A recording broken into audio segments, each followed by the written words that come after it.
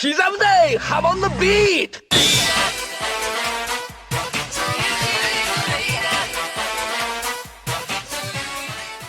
While the JoJo Lands is taking its first break this month, we are still getting some brand new JoJo news surrounding the release of the newest issue of Ultra Jump. In a short time, we've already got a lot to cover here, so let's dive right into all the new JoJo announcements and news. First of all, we've received the announcement that Yuya Fungami from Part 4 is the 6th DLC character for All-Star Battle R. On October 6th, we got our first short teaser for the character with the full trailer releasing on the 15th.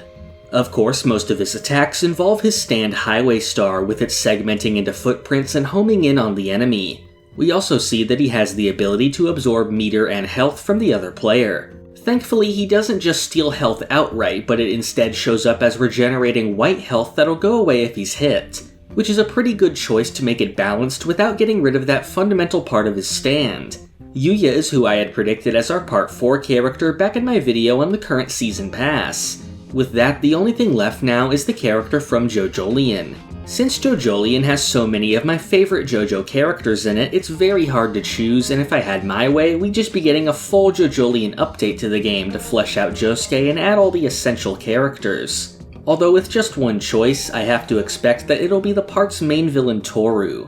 One way we could actually predict who's making it in is through their appearance in merch. It was actually kind of obvious in hindsight that it'd be Yuya, since if you look at almost every other JoJo game, Yuya was also included along with the other characters that had made it in. JoJolion has very little when it comes to merch, but if we look at the Super Action statues for example, we only have Josuke and Soft and Wet along with the upcoming Toru and Wonder of You figures, so I think Toru is very likely to be that final character. I'm definitely interested in seeing how the powers of Calamity are translated to a fighting game character. In other news, Araki has also recently participated in the 40th anniversary celebration for Fist of the North Star. A tribute gallery is being held from October 7th to November 19th, showcasing art for the series from a variety of people. These include many famous mangaka like Akira Toriyama, Rumiko Takahashi, Eiichiro Oda, Yoshihiro Togashi, and many more. Araki submitted this image of Kenshiro, marking the second time that he's drawn the character, the first being in 2007. The full list of images has been scanned, and you can see them on the JoJo Wiki News website. Next, I've actually got some bad news. Daisuke Hirakawa, who is the voice of Kakyoin in the Stardust Crusaders anime, was recently hospitalized due to sudden deafness. On October 25th, he and his staff separately announced on Twitter that a few days prior, Hirakawa went to the hospital after suddenly being unable to hear from one ear. Hirakawa considered continuing to work, but decided to take a break and focus on getting the proper treatment. A short time later, he mentioned that it isn't a long-term hospital visit and thanked people for their encouraging words. He mentioned the next day that he is still planning to appear at the King Jungle Voice Actors event in November and December. I'm hoping that he makes a full recovery and can return to voice acting once he's ready. Our next JoJo announcement is an update on the new Stone Ocean themed escape room, Escape from JoJo's Bizarre Nightmare. JoJo has received 3 escape rooms in the past, focusing on parts 3, 4, and 5. These also featured some original characters and stands, with the ones for parts 3 and 5 notably having brand new villains. We've now gotten the reveal of the new escape room's villain, Moschino, and his stand Tangerine Dream, named after the German electronic music band. His name is based on Franco Moschino, an Italian fashion designer who Araki has said is his favorite of all time. An old Weekly Shonen Jump feature on Josuke from 1992 also revealed that he wears Moschino brand underwear. As a Part 6 character, this is pretty fitting since most of them are named after fashion brands or designers. Moschino's design is okay, although a little bit generic. It is notable that he's a man, since most of the Part 6 antagonists within the prison were women. I was sort of expecting a woman here too, so it is a bit disappointing. The official website tells us that he'll be voiced by Yohei Asakami. He's had quite a few roles, although not too many that are immediately recognizable. Notably, he played a character in the new Gundam show The Witch from Mercury, and a handful of major roles in Agretsuko. Tangerine Dream's ability is to trap its targets in a prison inside of a dream world. Then the targets can only escape by finding the key to awakening in the prison, pretty similar to the other escape room stands. The attraction has up to 4 players taking the roles of Jolene, Hermes, Anasui, and Weather. And like the other escape rooms, they can each use their abilities for the attraction's puzzles. Looking closer at the website, we also have some themed drinks for purchase and new merch. I like the fact that you can get 2 sets of stickers, one if you complete the escape and one if you fail.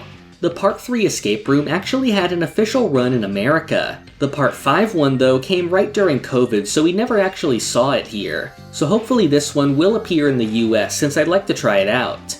Finally, our biggest announcement is that we'll be receiving the 3rd issue of the JoJo Magazine this December.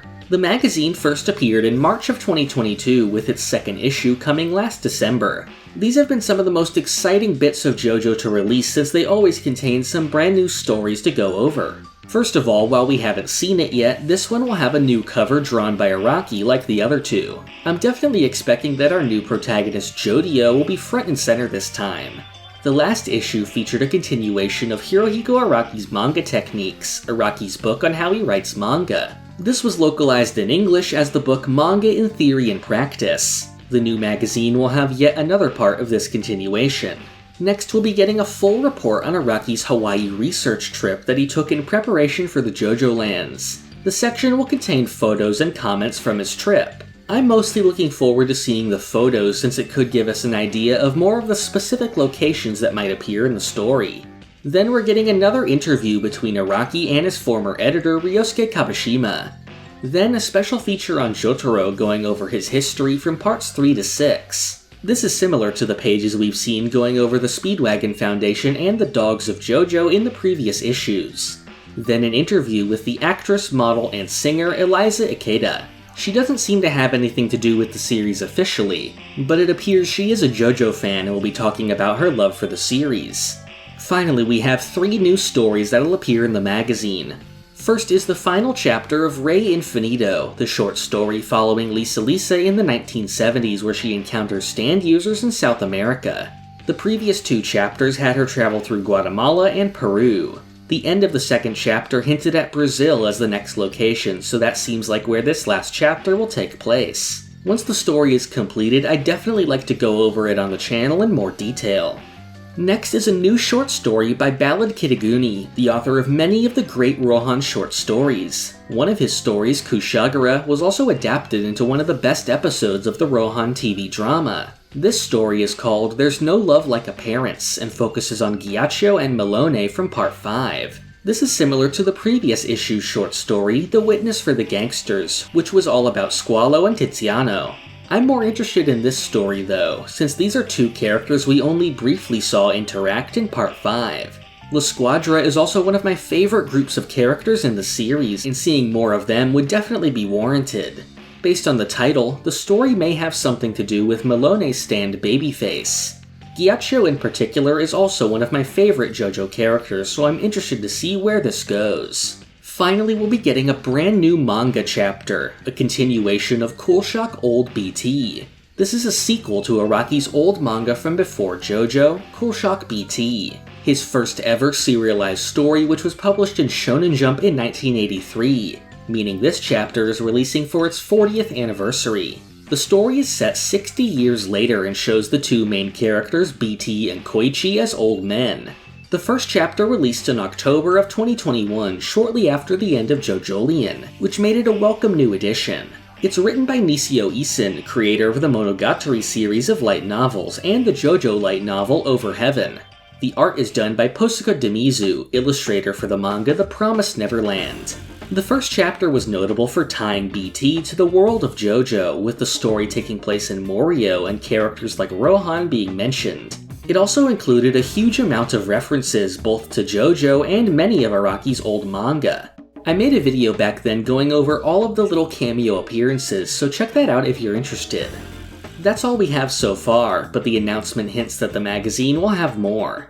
Once it releases in December, I'll definitely be going over everything that's included, and I'm really looking forward to finally getting that new spin-off manga chapter. I'll also be working on some more videos in the near future. I've been on a short hiatus, mostly playing Yakuza in time for the next game. However, I already have multiple videos in the works that I hope you'll enjoy coming soon. If you want to be updated on new videos, make sure to subscribe and click the bell. You can also join the Hum and Beat Discord to be updated when new videos release, as well as any important JoJo news. Finally, I'd appreciate if you help support the channel on Patreon. You can receive Discord perks as well as the opportunity to submit questions. I answer patron questions at the end of my main videos, so once you've joined at any tier, feel free to ask as many as you want. Thank you for watching.